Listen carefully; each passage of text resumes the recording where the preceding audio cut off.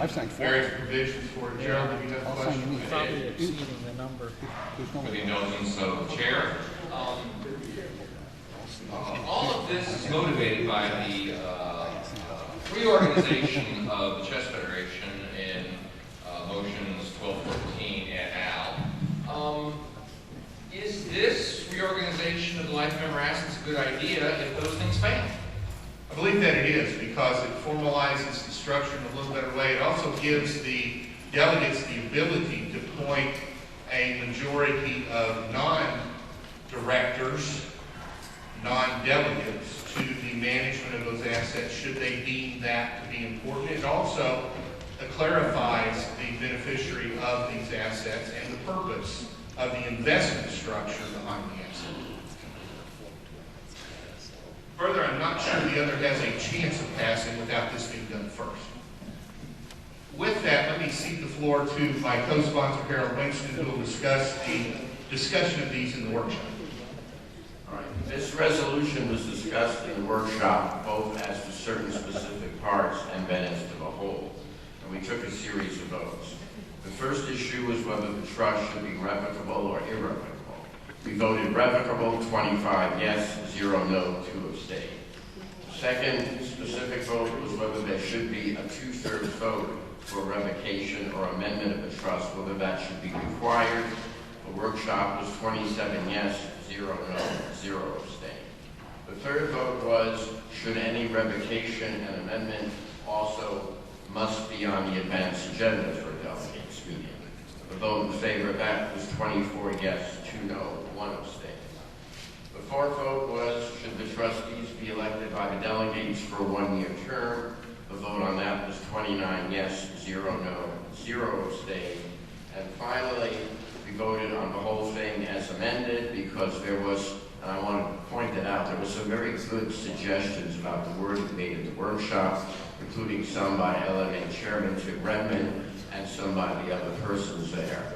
And Alan and I really greatly appreciated the participation of everybody in the workshop Friday morning. The final vote was on the whole thing as amended, which is the version you have before you, 28 yes, 0 no, 1 abstain.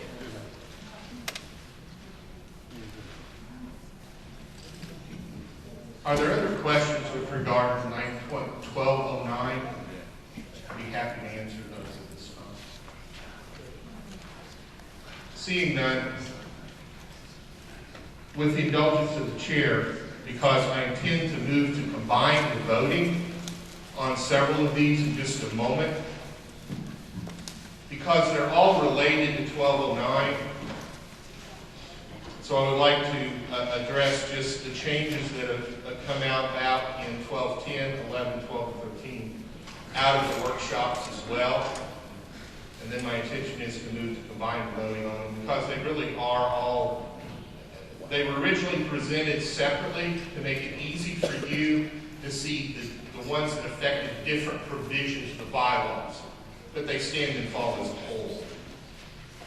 ADM 1210 addresses Article 9, Section 10. Article 9, Section 10 right now, which I mentioned in the description of the trust, contains the power for the LMA to go out and borrow money, absent borrowing money on the real estate. We don't need it anymore. But it seemed like a convenient place to add in the revocation provision. So, as amended, ADM 1210 would remove from the bylaws the thing that gives the committee the power to go out and borrow money since it's contained in the trust, and includes the language and replaces it with a new Article 9, Section 10 that reads, when the trust has been established for the management of life member assets, the trust can only be revoked or amended by a 2/3 vote of the delegates present at an annual or special delegates meeting, provided that a proposal to revoke or amend is included in the delegates' advance agenda. Upon revocation, all assets will revert to the USCF. This is mirror image language to item 3 in the establishment of the trust in 12-9. Did you have a question here? ADM 1211, 1212, and 1213. The only changes there that came out of the workshop were, we got to have a date at which it's effective. So we repealed the article that establishes the Life Membership Committee, Life Member Asset Committee, rather, since we're replacing with the LMA Trust. We changed the language that bars people from chairing more than one of the following committees: the Audit, Finance, or Life Member Asset Committee, with the language regarding the trust. Oh, wait a minute, that's 11. That's 12 is the individual, 11 is just the establishment of the committee. yes, sir. That's what I said. I moved on to 12. So 1212 provides for the establishment. I'm sorry, removes the ability to chair more than one committee. And 13 again clarifies the language of serving on more than two committees to remove the asset committee language and put in the asset trust. And it makes them all effective upon the time of the establishment of the trust. So we had to have a time when these provisions would be changed. We want these provisions to remain in the bylaws until such time as the trust is formally established. And again, to give information from both the bylaws committee vote and the workshop, it was pretty overwhelming on all these four. 1210, the committee was 12-0-0 in favor. The workshop 27-0, 1 abstention in favor. 1211, committee again 12-0-0 in favor. The workshop 28 yes, 0 no, 2 abstain. 1212, committee again 12-0-0 in favor. The workshop 30 in favor, 0 abstain, 0 no. And 1213, the committee once again was 12-0-0 in favor. And the workshop was 30 yes, 0 no, 0 abstain.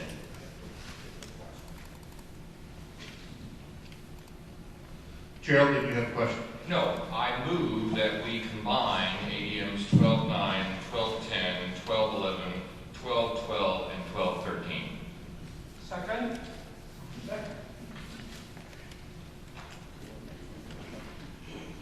I'm certainly in favor of that. Any discussion?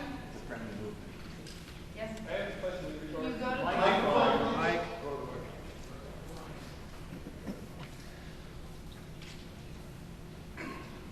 With regards to 12-9, we had language both considered for a revocable trust and an irrevocable trust. I believe 12-9, the verbiage is an irrevocable trust, and I want to be sure of what we're voting on.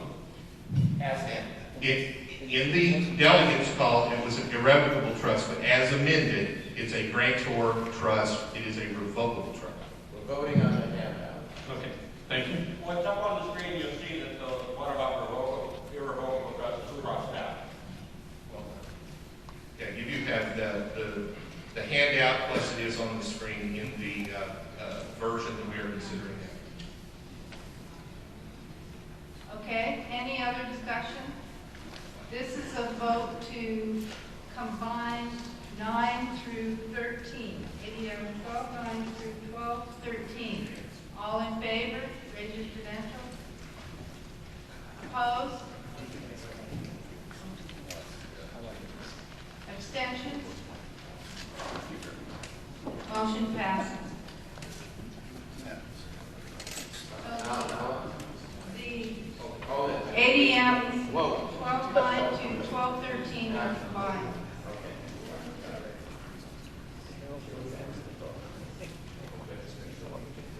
Okay, discussion? On the combined motion. Alan, given the importance of this, I think it would be in the best interest of the organization to go ahead and have everyone on record that is voting for this per our previous conversation. And I think the parliamentarian can explain that process.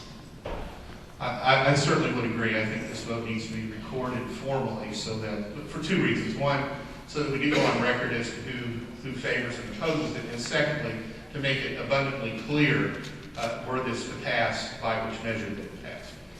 There are a couple of alternatives to do that, that I think our parliamentarian can do. I'm certainly in favor of doing it in the quickest way possible. There are basically two alternatives. One is a roll call vote, which we have done on several occasions. And those of you who sat through those know that a roll call vote is excruciatingly slow.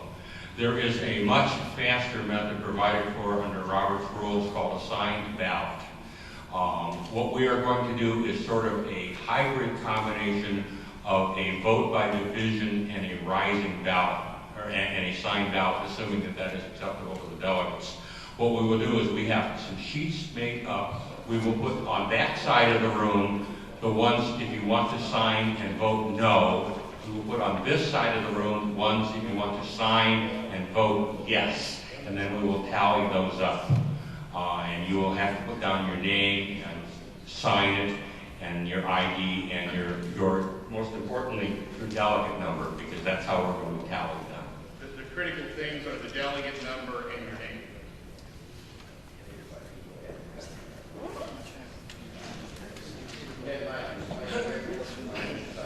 Does that require, that requires the body to agree to do it that way, does it not, Mr. Parliamentary? Technically, a roll call vote requires either consent of the chair or a vote of the delegates. If the chair is willing to consent to this procedure, I don't think we need to actually vote on whether we're going to do the vote. Yes, I'm willing to consent. And again, that side of the room, to the right, if you're standing facing the hall, is going to be where you vote no. This side of the room, the side towards the screen, is where you're going to go if you're going to vote yes. Thank you, Mike. So we have established now how we're going to vote on the issue, when we're ready to vote on it. Were there questions? Quiet, please. Point of order, I'm sorry. You've got Can you go to the microphone, please?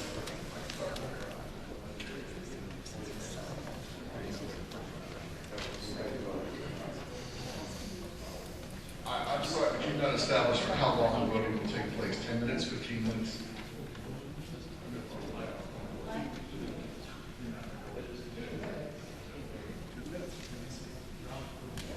I don't know that we have an exact time. In the United States House of Representatives, they allow 15 minutes for 435 people to vote. I think 10 minutes ought to be enough for us to do it. Thank you, Mike.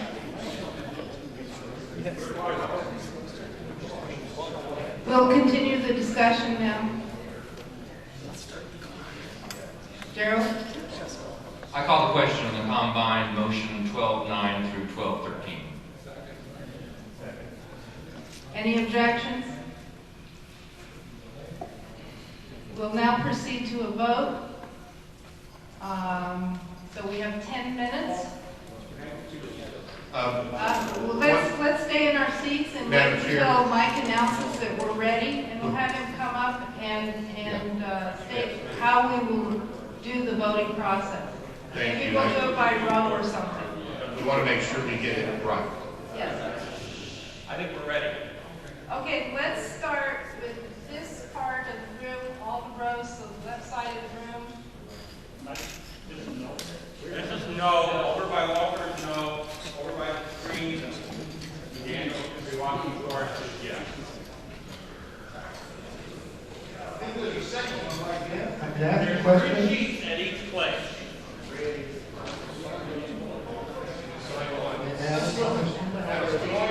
Are we voting on, this is the proposal, right? This is the combined. This is the actual vote.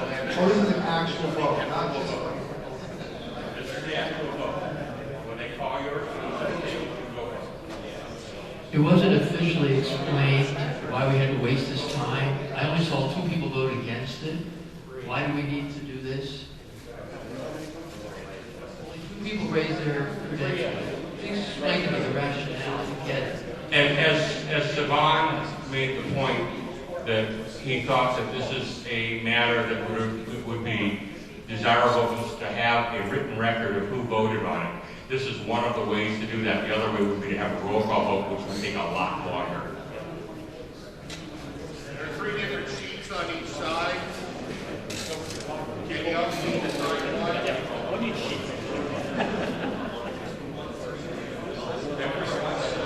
There are 3 different sheets on each side. You only need to sign one. That'll facilitate the meeting along a little quicker.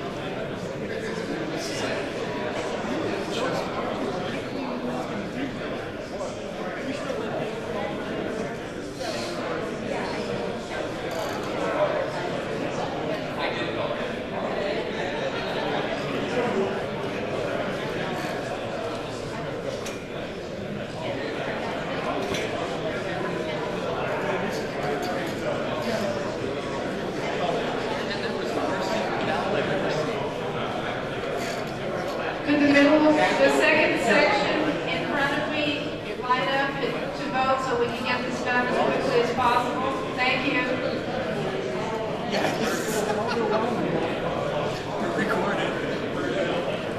As quickly as possible would have been by actual minutes.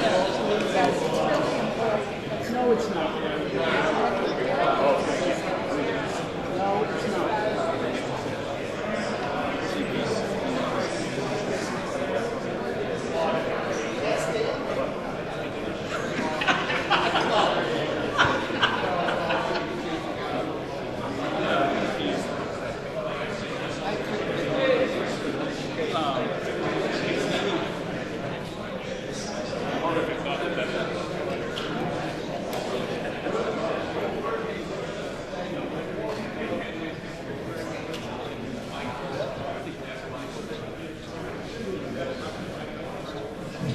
Mike Nolan, do we have an abstain sheet as well or not?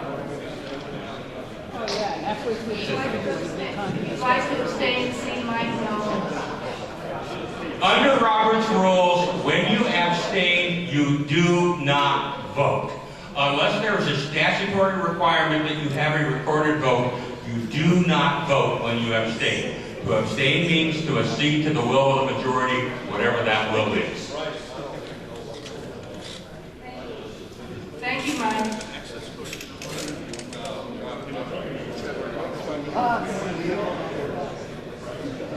We're having fun now.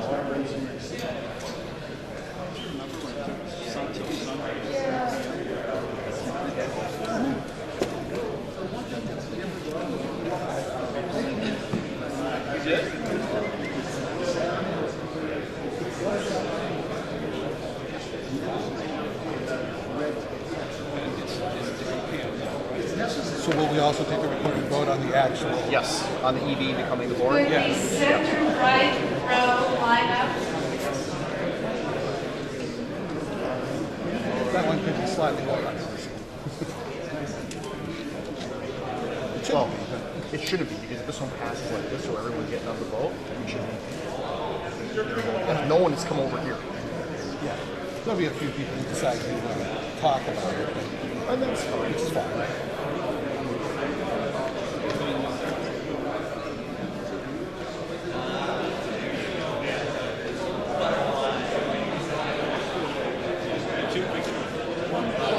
A lot of work went into getting this right.